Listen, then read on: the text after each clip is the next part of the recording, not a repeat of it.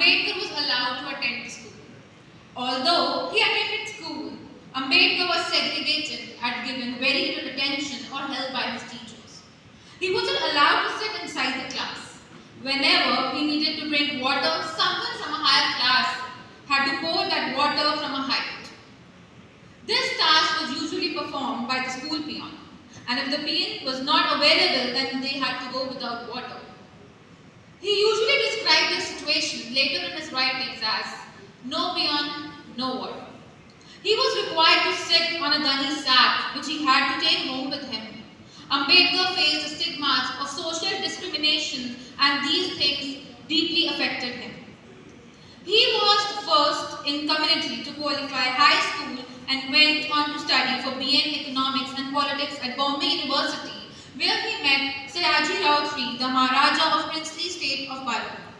The Maharaja was an active advocate of social reforms, including the removal of untouchability. He sponsored Ambedkar's further education abroad, first at Columbia University in New York, where he completed a Master, MA and a PhD, and later at LSE, London School of Economics. Ambedkar was influenced by John Dewey and his works on democracy.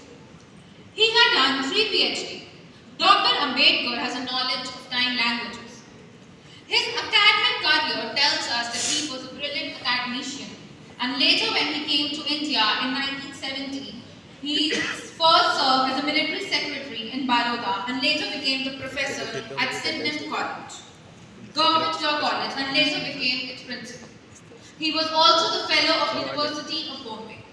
He had written many books like The Problem of the Rupee, Its Origin and Its Solution, Castes in India, Their Mechanism, Genesis and Development, The Annihilation of Caste, Who Were the Shudras, The Untouchables, Waiting for a Visa, The Buddha and the Dhamma, Philosophy of Hinduism, Caste in India, Pakistan or the Partition of India, The Constitution of India and many more.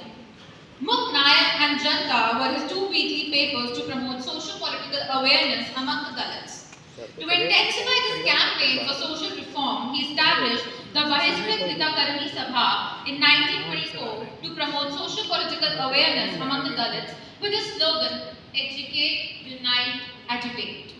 In 1935, Ambedkar's wife Ramabai died after a long illness, and in the same year, he was converted into Buddhism.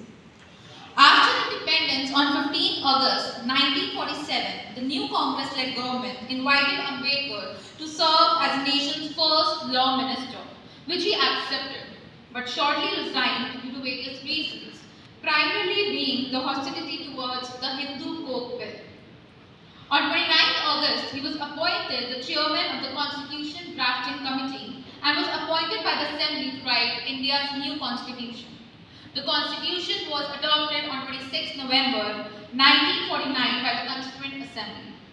After completing the draft of India's constitution, he suffered from lack of sleep, had neuropathic pain in his legs and diabetes, and died in his sleep on 26 at his home in Delhi.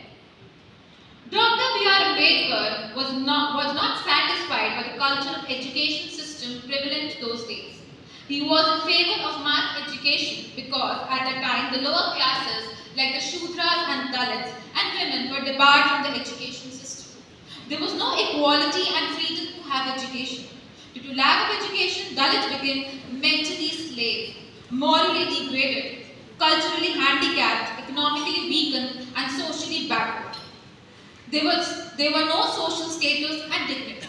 The valiant efforts of Ambedkar's guru, Mahatma Jyotirao Phule, bore fruit, and for the first time, schools were opened for education for women and the untouchables were established in India. It was Ambedkar who told the idea of free and compulsory education for the first time so that the poor citizens, the Dalits, get education as they did not have the money to pay for it. In Constitution, he prescribed many articles regarding education, that is Article 28, 29, 30, 45, 46 and 350. For him, education is not only the birthright of every human being, but is a weapon of social change. For the real social